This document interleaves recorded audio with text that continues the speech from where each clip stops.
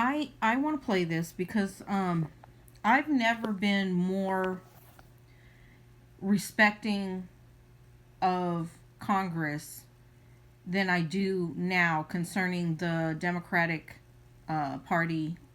Not all of them. I'm gonna be honest, not all of them. But I want you to hear what she has to say, and they basically have their hands tied, right? And I hope that and this isn't for MAGA, and I'm going to be honest, there's no talking to hardcore MAGA because hardcore MAGA would cut their own arm off to support Trump. Like they would cut their own heart out to continue what is happening in the MAGA movement, right? They don't care. There's no reasoning with them. There is no like, hey, do you see the harm that's being caused? They just don't care. So, talking to MAGA is like talking to a wall.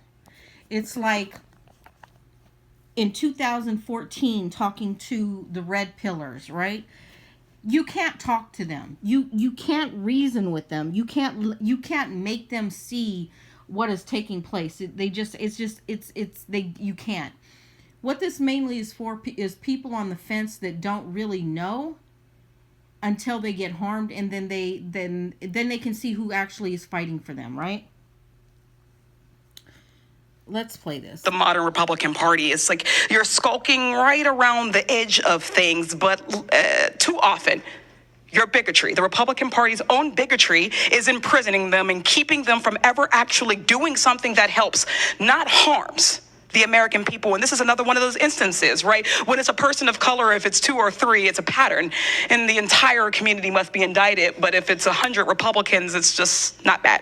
And this hearing today isn't even about fraud generally within the federal benefits system, which we would welcome. Republicans have cherry-picked a blue state and an immigrant population, vulnerable, to demonize. To be clear, Minnesota is not the only state with a fraud problem. To truly tackle waste, fraud, and abuse, we need to approach the issue with a scalpel, not a mallet. Discovering that people are committing fraud in the federal program does not mean we should smash the whole thing and end it. This hearing is not an effort by Republicans to improve social service programs.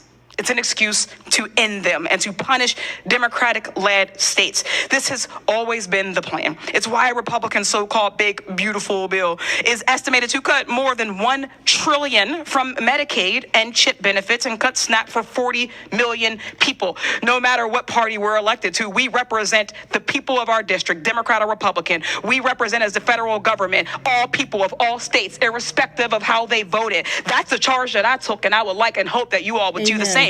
When so many of these social service programs are being gutted and defunded, fraud becomes even more harmful, as that means even less money is going to people who need it. People need these programs. This situation should be an opportunity to take a deep look at the programs and improve their oversight abilities, not an excuse to cut them entirely. If we care about the most vulnerable, if we care about the most marginalized, this is an opportunity to do so, and I welcome us to actually do that one day. Thanks, I yield back. Ms. Lee, the IGs are hired to identify fraud. They haven't identified fraud. The IGs have failed. But anyway. You all have failed. No. You all continue to fail. We've done nothing. You've had the gavel, Mr. Comer. We barely do hearings on anything that actually affects change. You have power here, and yet you don't do anything. Facts.